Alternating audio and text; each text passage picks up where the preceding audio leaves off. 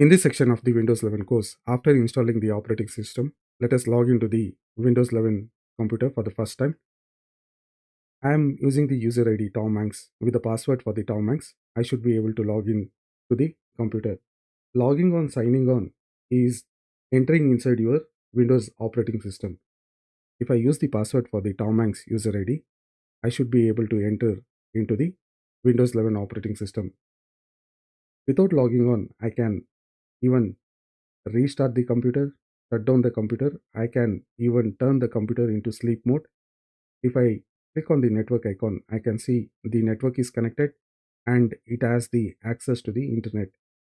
If I click on keyboard layout, I can see what are the different keyboard layout which I am using.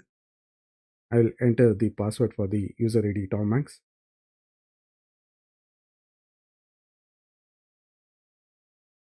Once I am successfully logged into the Windows 11 operating system, I will get a desktop which will be a familiar desktop. So this is a desktop what you will see. This is the familiar desktop what we will see in every Windows operating system. Once you sign in successfully, you will see this particular desktop. If I right click on the start menu, you will see a different menu options. If you simply click on the start menu, you will see a different menu options. These are recently used applications what you have used so that you can access these applications without any issues seamlessly. And the portion whatever you are seeing here, this portion is called as taskbar. You can also see there is a date and time option. This section is called as system tray. In the system tray, we can see there is a date and time. We can see there is a volume control icon over here and there is a network icon.